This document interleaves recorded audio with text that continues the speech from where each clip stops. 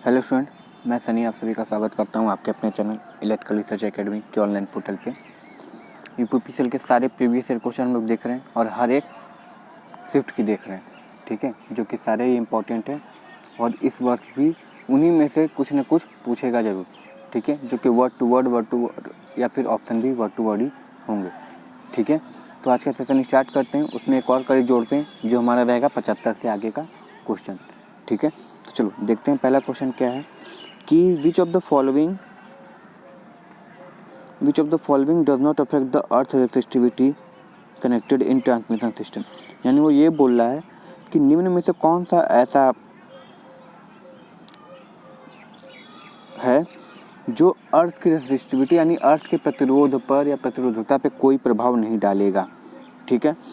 देखो, dissolve salt जल डालता है, हाँ सर डालता है, क्योंकि सॉल्ट और चारकोल का प्रयोग इसलिए करते हैं कि जिससे क्या हो, नमी बनी रहेगी तो प्रतिरोध का मान कम होगा और धारा ज़्यादा से ज़्यादा कम से कम भी लीकेज वोल्टेज जो रहेगा वो क्या हो जाएगा, ग्राउंड हो जाएगा, ठीक है। फिर अगला देखते हैं सॉइल रेसिस्टिविटी। हम पढ़े हैं अर्थिंग में कि हम ऐसे ही मिट्टी का प्रयोग करते हैं जहाँ की रेसिस्टिविटी यानी प्रतिरोधकता कम से कम हो, ठीक है, कि हल्की फुल्की भी अगर लीकेज करंट बह रही हो, ठीक है, या फिर अर्थ फॉल्ट हुआ तो वो कहाँ चला जाए, ग्राउंड में चला जाए और ऑपरेशन यानी जो प्रचालन कर रहा है उस पर कोई खतरा न हो। लास्ट मॉइस्चर, नमी सबसे बड़ी चीज़ होती है। हम पानी उनी इसलिए तो डालते हैं कि वो क्या रहे, हमेशा उसमें नमी बनी रहे, ठीक है, तो नमी वाला भी चाहते हैं। मगर LA जो है इसको LA बोलते हैं, LA ये ट्रांसफार्मर के इस साइड भी लगा होता है, इस साइड भी लगा होता है, लाइटनिंग रजिस्टर बोलते हैं LA, ठीक है। तो ये जो है ये हम कोई प्रकार का वो मदद नहीं करता है कि प्रतिरोध कम करना है या ज़्यादा करना है, ठीक है। LA ये बना किसका होता है, ये बना होता है थायराइड का या फिर जिंक मेटल ऑक्साइड का बना होता है, ZNO। इसको याद रखना, अधिकतर पूछता है कि लाइटिंग रजिस्टर किसके होते हैं, तो ZNO के होते हैं, ठीक है। इसका काम केवल ये होता है जो प्रकाशीय डायरेक्ट स्ट्रोक आता है सॉरी और इनडायरेक्ट स्ट्रोक आता है उससे बचाने का काम करता है, इससे अर्थिंग से कोई मतलब नहीं होता, ठीक है, इसलिए ऑप्शन नंबर A सही हो जाएगा। चलो नेक्स्ट देखते हैं। देखो एक उसमें था इन्फ्लुएंस इरर कि क्या हो रहा था, उसमें ताप का प्रभाव पड़ जा रहा था या फिर नमी का प्रभाव पड़ जा रहा था, जिसके कारण क्या होती, रीडिंग हमारी सही नहीं आ रही थी, तो वो हमारी गलती नहीं थी, वो वातावरण की गलती थी, इसलिए वो इन्फ्लुएंस में आ गया था। आज क्वेश्चन क्या पूछ लिया है कि वह प्रभाव जिसके कारण क्या होता है, इलेक्ट्रिकल क्वांटिटी मेजर जा रही है और वो क्या हो रहा है, इनकरेक्ट क्या हुआ है, उसका कनेक्शन हुआ है, ठीक है। अच्छा, इनकरेक्ट कनेक्शन हुआ है, उसके कारण क्या होगा, त्रुटि गलत आएगी, ठीक है। अच्छा, इनकरेक्ट कनेक्शन की होती है, किसकी गलती है, हम लोग की गलती है ना, मानव की गलती है ना, जो प्रचालन कर रहा है उसकी गलती है ना, इसलिए इसको कहाँ रखा जाता है, ह्यूमन एरर में रखा जाता है, ठीक है, याद रखना ह्यूमन एरर। रीडिंग सही नहीं ले पा रहे हो, ये भी किस में आती है, ह्यूमन एरर में आती है, ठीक है। चलो नेक्स्ट देखते हैं।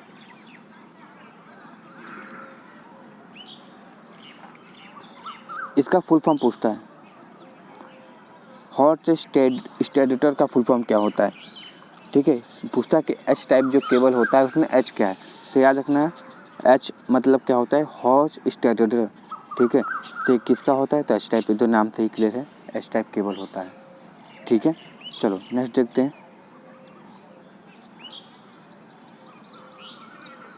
Which type of semiconductor is known as pure semiconductor.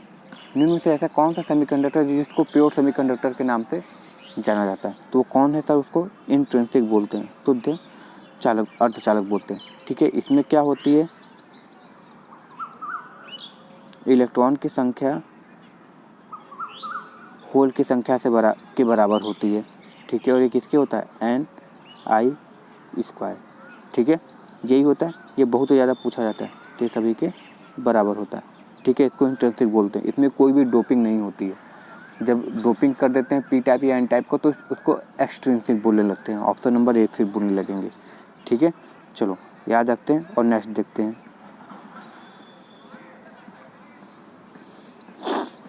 While laying cable the minimum bending radius must be, यानी जब हम किसी उसको बिछाते हैं, केबल को बिछाते हैं, ठीक है, तो बेंडिंग होती है, ठीक है, तो मिनिमम बेंडिंग रेडियस कितनी होनी चाहिए, सही है। बेंडिंग रेडियस मतलब समझ रहे हो, जैसे केबल ये है, हमको केबल को ऐसे मोड़ना है, ठीक है, या फिर केबल को ऐसे घुमा के फिर वापस ले जाना है, तो ये जो रेडियस है कम से कम कितनी होनी चाहिए, ठीक है। ज़्यादा हो जाए कोई दिक्कत नहीं, कम करोगे तो क्या दिक्कत है पता है, जब किसी तार को मोड़ते हैं तो उससे क्या होता है, उसको चोट पहुंचती है ना। जैसे छड़ को ही तुम मोड़ दो एकदम तो क्या हो जाएगी, चोट पहुंचेगी या फिर वो कमज़ोर टाइप का हो जाता है। तो वही कहानी यहाँ पर है कि तुम कम से कम मोड़ो कि यार उस पर कोई भी नुकसान ना हो। तो वो कितना होता है, 12D होता है, ठीक है। 12D होता है, हमेशा याद रखना, ठीक है। हमेशा जो व्यास नापी जाती है डी में नापी जाती है। इलेक्ट्रिकल इंजीनियरिंग जब तुम इंजीनियरिंग पढ़ोगे ELP में तो उसमें पढ़ाई जाती है इंजीनियरिंग क्या होता है, सही है। तो इसको याद रखना, सही है ना। चलो 12D बोलते हैं। नेक्स्ट देखते हैं, ये मिनिमम है कि इससे कम मत करना यार, इससे ज़्यादा करना, नहीं तो ज़्यादा मोड़ दो, ज़्यादा पास से ही मोड़ दोगे तो क्या हो जाएगा, दिक्कत हो जाएगा। जैसे बाइक होती है, बाइक जब घुमाते हो तो एक लिमिट होती है, उससे अधिक हैंडल घूमता ही नहीं है, ठीक है। तो वही चीज़ है। चलो नेक्स्ट देखते हैं, the most prominent use of metal halide is in, क्या होता है, मेटल हैलाइड का प्रयोग सबसे अधिक तुम कहाँ करते हो, तो सर मेटल हैलाइड का प्रयोग होता है थिएटर में, तो सर स्पॉटलाइट होता है, ठीक है। पार्क गार्डन में तो हेलोजन लैंप होता है। और मगर जो मेटल हैलाइड लाइट है ये सब किस में प्रयोग करते हैं, स्पोर्ट्स फील्ड या स्टेडियम में, जहाँ पे और ज़्यादा दूर तक रोशनी की आवश्यकता होती है, ठीक है, बड़े बड़े लगे होते हैं, तो उसको मेटल हैलाइड कहते हैं, सही है, याद रखना है इसको। चलो मरकरी गैस होती है सब भरी जाती है, ये किस पे काम करता है, तो आयनाइजेशन पे काम, आयनीकरण पे, ठीक है, गैस के आयनाइजेशन पे काम करता है। जॉगिंग ऑपरेशन को और किस नाम से जाना जाता है, तो सर ये इंचिंग होता है। ये लगभग हर एग्जाम में पूछता है, ठीक है। और ये होता क्या है, ये केवल एक ही चीज़ होता है कि वो जो तुम मोटर तुम्हारा रन कर रहा है वो सही से रन कर रहा है कि नहीं, ठीक है। सारी चीज़ों का जो देखभाल करता है वो किस में आती है, जॉगिंग या इंचिंग में आती है, ठीक है। चलो नेक्स्ट देखते हैं,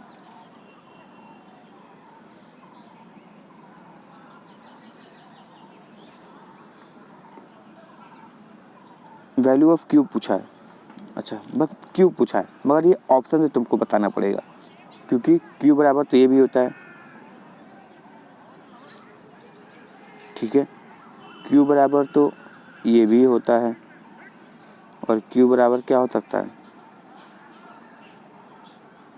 ये भी होता है। यहाँ पे सी क्या है, कैपेसिटेंस है, वी क्या है, वोल्टेज है। तो कुछ भी हो सकता है, अपने हिसाब से करना है, ठीक है। तो क्यू बराबर CV हो जाएगा, सही है। तो ये तुमको ऑप्शन से पता चलेगा कि क्या टिक करना है, ऑप्शन नंबर 4 सही हो जाएगा, सही है ना। और क्यू क्या है, हमारा आवेश है, जिसकी इकाई क्या होती है, कूलम्ब होती है। चलो नेक्स्ट क्वेश्चन देखते हैं, आ गया सबको फ्री में नंबर बांटने के लिए। प्रोटॉन कितने होते हैं जर्मेनियम में, देखो सर प्रोटॉन उतने ही होते हैं जितने कि इलेक्ट्रॉन होते हैं, ठीक है। और इलेक्ट्रॉन प्रोटॉन उतने ही होते हैं जितने कि उसकी एटॉमिक नंबर होती है, यानी 32, ठीक है। तो प्रोटॉन की संख्या भी 32 होगी, क्योंकि जर्मेनियम की संख्या भी कितनी होती है, 32 ही होती है, याद रखना, ठीक है। इसीलिए बोलते हैं कि एटम जो होता है वैद्युतिक रूप से क्या होता है, न्यूट्रल होता है, ठीक है। इस पर पॉजिटिव चार्ज, इस पर नेगेटिव चार्ज होता है, इसको याद रखना, सही है। चलो नेक्स्ट क्वेश्चन देखते हैं, सिलिकॉन का पूछेगा तो सर सिलिकॉन का हमारा होता है 14 होता है, ठीक है। इसलिए सब अर्धचालक में आते हैं, क्योंकि बाहरी कक्षा में 4 इलेक्ट्रॉन होते हैं, सही है ना। चलो नेक्स्ट देखो,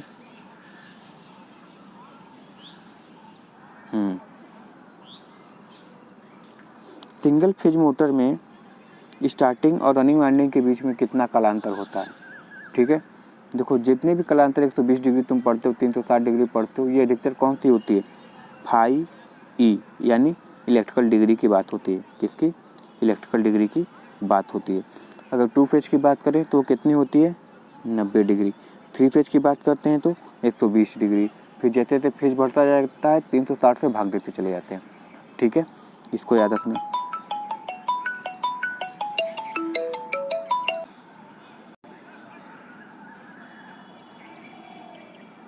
सही है, इलेक्ट्रिकल डिग्री होता है। फिर जैसे जैसे फेज बढ़ता चला जाता है एंगल और घटता चला जाता है। अच्छा याद रखना, स्टेटर वाइंडिंग और running winding, sorry starting winding running winding हमेशा किस पे लगे होते हैं, स्टेटर पे लगे होते हैं, ठीक है, याद रखना। स्टेटर वाइंडिंग, स्टार्टिंग वाइंडिंग को हम लोग क्या बोलते हैं, स्टार्टिंग वाइंडिंग को हम लोग ऑक्सिलरी वाइंडिंग भी बोलते हैं, और रनिंग वाइंडिंग को मेन वाइंडिंग भी कहते हैं, ठीक है। ये सब क्वेश्चन बहुत ज़्यादा पूछे जाते हैं। ठीक है। और कौन किसका बना था, थिक वायर लेस्टन या फिर थिक वायर मोर्टन, ये भी याद कर लेना। सही है। चलो अगला देखते हैं।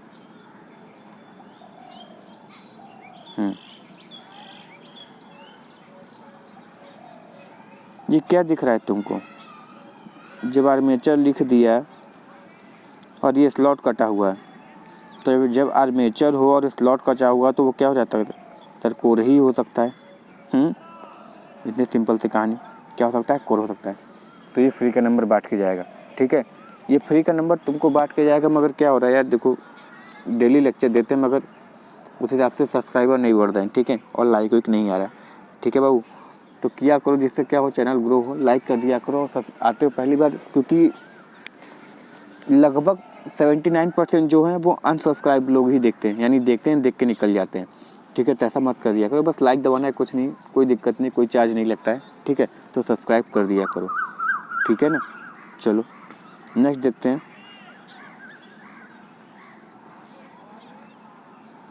CFL का full form compact fluorescent lamp. ठीक है, SVB सोडियम वेपर लैम्प। इस CFL जो है, पहले क्या था, 100 वाट की बल्ब हम यूज़ करते थे सूर्य वाली, फिर उसके बाद CFL है, CFL के बाद अब LED आ गया। अब आने वाले समय में LED के बाद भी कुछ ना कुछ आ ही जाएगा। ठीक है, ये तो CFL होता है। सही है, इसको याद रखना फुल फॉर्म इसका। चलो ये बताइए, सेंट्रीफ्यूगल स्विच किस में लगा हो, पहली बात तो सेंट्रीफ्यूगल स्विच या तो कैपेसिटर स्टार्ट में लगा होगा या फिर कैपेसिटर स्टार्ट कैपेसिटर रन में लगा होगा। ठीक है, याद रखना, 2 में लगा होगा। तो अधिकतर कहाँ इसका पढ़ते हैं हम लोग, कैपेसिटर स्टार्ट में होता है। होता क्या है कि स्टार्टिंग में जब मोटर स्टार्ट होती है तो स्टार्टिंग वाइंडिंग के साथ हम क्या करते हैं, एक कैपेसिटर और एक सेंट्रीफ्यूगल स्विच, ठीक है, क्या कर देते हैं हम, स्टार्टिंग वाइंडिंग के साथ सीरीज में लगा देते हैं। ठीक है, जब 70 से 80% स्पीड हमारी पकड़ लेती है, फिर हम क्या करते हैं, उसमें से सेंट्रीफ्यूगल स्विच के द्वारा से कैपेसिटर बाहर निकाल देते हैं। ठीक है, तो वो स्पीड कितनी होती है जिस पे वो एक तरीके से कहे तो स्टार्टिंग वाइंडिंग या ऑक्सिलरी वाइंडिंग को हम डिस्कनेक्ट करते हैं, तो वो होती है हमारी 70 से 80% स्पीड। ठीक है, परमानेंट कैपेसिटर में क्या होता है, स्टार्टिंग वाइंडिंग नहीं हटती, वो कंटिन्यूस लगा रहता है। ठीक है, जो कि हमारे सीलिंग फैन में की एग्जांपल ये है। सही है ना, परमानेंट कैपेसिटर वाला। ठीक है, मगर कैपेसिटर स्टार्ट वाले में क्या होता है, इसकी स्टार्टिंग टॉर्क थोड़ी अच्छी होती है, मगर करते क्या हैं, 70 से 80% स्पीड पकड़ने के बाद सेंट्रीफ्यूगल स्विच के द्वारा इसको हम हटा देते हैं। केवल मोटर रन करता है तो रनिंग वाइंडिंग के सहारे रन करता है। सही है, तो याद रखना 70 से 80%। चलो नेक्स्ट देखते हैं।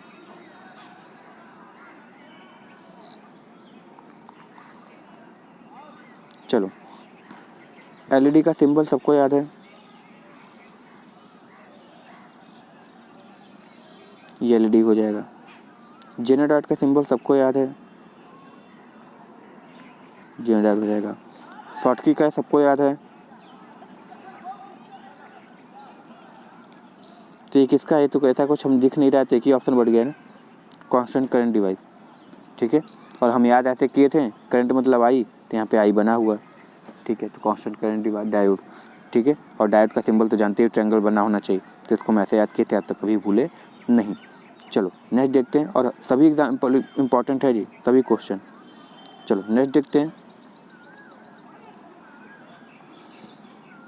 If the maximum value of AC voltage 440 है तो एवरेज क्या होगा। ठीक है, कोई दिक्कत नहीं है, हमको पता है V एवरेज बराबर कितना होता है, 2Vm/पाई, या फिर Vm गुणे 0.636, यही होता है। हाँ सर यही होता है, चलो रख देते हैं, क्या दिक्कत है। जब करेंगे तो क्या आ जाएगा, 440 गुणे 6.36, यही होता है। इसको गुणा करके देख लेना, तुम्हारा आएगा 280.28 आएगा। ठीक है, 280.28 आएगा। सही है, चलो नेक्स्ट देखते हैं। IGBT, पहला क्वेश्चन तो ये पूछता है, बताओ IGBT है किसका। तो सर IGBT जो होता है हमारा, मॉसफेट प्लस बीजीटी का मिश्रण होता है, इसको याद रखना, मॉस्फेट प्लस बीजीटी का मिश्रण होता है, पहली कहानी। दूसरी कहानी ये देखो, सही है, मॉस्फेट और बीजीटी हो गया। चलो अगला देखो क्या क्वेश्चन पूछता है इससे कि ये बताओ आईजीबीटी अधिक पावर घेरता है कि मॉस्फेट। तो सर आईजीबीटी अधिक पावर लॉस कराता है, ठीक है, आईजीबीटी अधिक पावर लॉस कराता है। मगर अब पूछेगा स्पीड किसकी अच्छी होती है, मॉस्फेट की आईजीबीटी। तो सर मॉस्फेट की स्पीड अच्छी होती है, ठीक है, स्पीड ऑपरेटिंग टाइम मतलब स्पीड इसकी अच्छी होती है। तो आईजीबीटी का फुल फॉर्म क्या होता है, इंसुलेटेड गेट बाईपोलर ट्रांजिस्टर, ठीक है, यानी ये भी क्या होता है, बाईपोलर होता है। एफईटी हमारे ये सब जो होते हैं, एफईटी मॉस्फेट ये सब यूनिपोलर होते हैं, सही है ना, इसको याद रखना। चलो नेक्स्ट क्वेश्चन देखते हैं।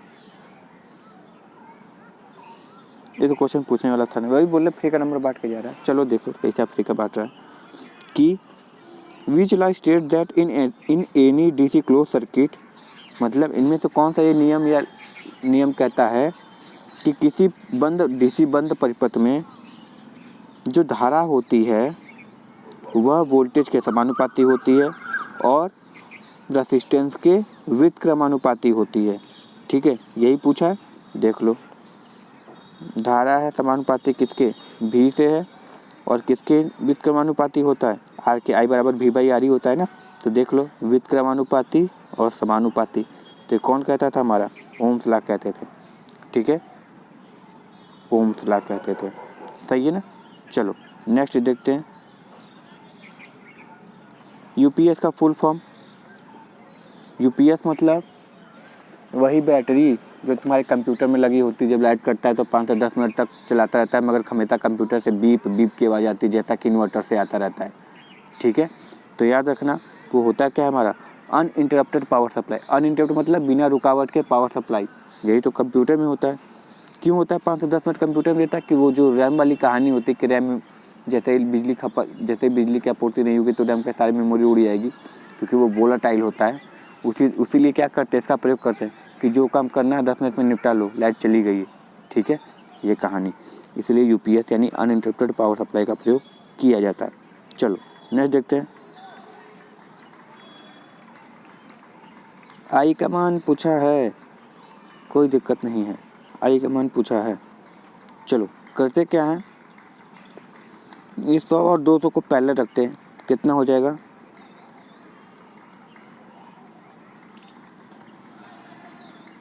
सॉरी ये 3000 कैसे आएगा, 2000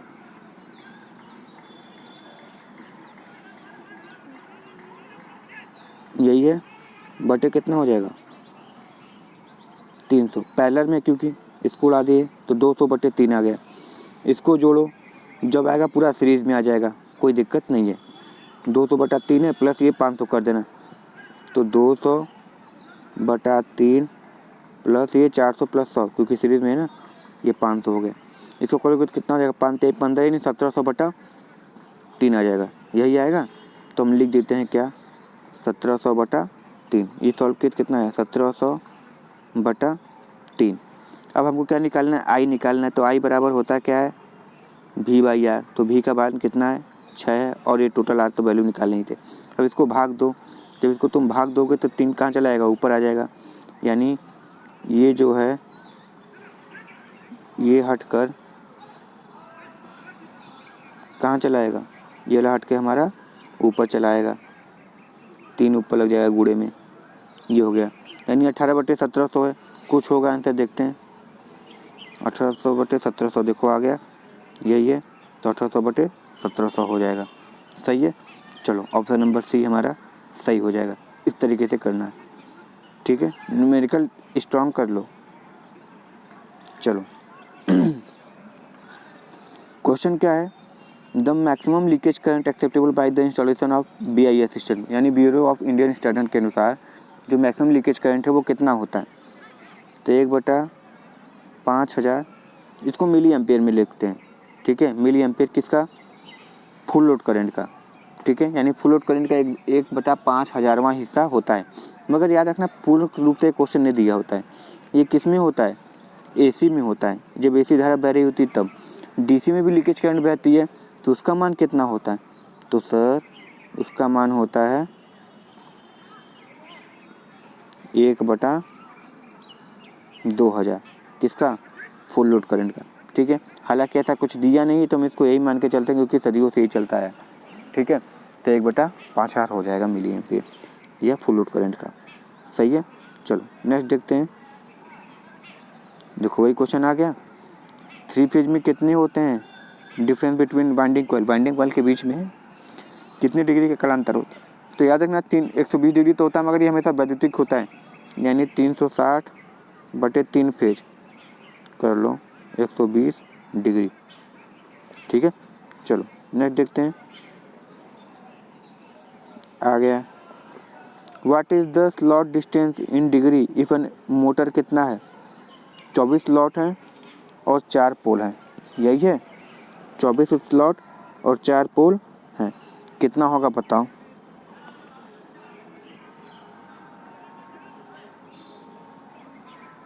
चार स्लॉट हैं, यही है, तो स्लॉट 180/3 स्लॉट पर पोल ऊपर चला गया, कोई दिक्कत नहीं, इसको उड़ा देते हैं, कितना आ गया, यही है।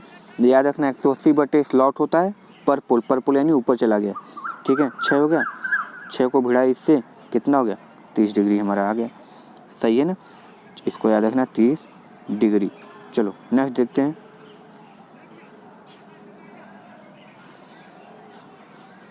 इलेक्ट्रिकल इंस्टॉलेशन में जो फ्यूज होती है हमेशा कहाँ होती है, सीरीज होती है फेज वायर के। ठीक है, कहीं पे भी होगा हमेशा, अधिकतर जो इंस्ट्रूमेंट लगे होते हैं कौन से सुरक्षा उपकरण, वो हमेशा सीरीज में ही लगे होते हैं अधिकतर। ठीक है, सारे नहीं अधिकतर। ठीक है, तो सीरीज में लगा होता है। चलो नेक्स्ट क्वेश्चन देखते हैं।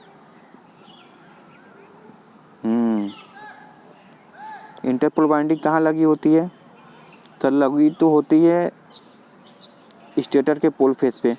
लगी कहाँ होती है, वाइंडिंग कहाँ होती है, स्टेटर के पोल फेस पे होती है। इसकी पोलरिटी कैसी होती है, जो जिस दिशा में जनरेटर घूम रहा है उसके आगे वाले, जो इंटरपोल के आगे वाले पोल की ध्रुवता जो होती है, वही ध्रुवता किसकी होती है, हमारी इंटरपोल वाइंडिंग की होती है। ठीक है, चलो लगे होते हैं पोल फेस पे, स्टेटर पे।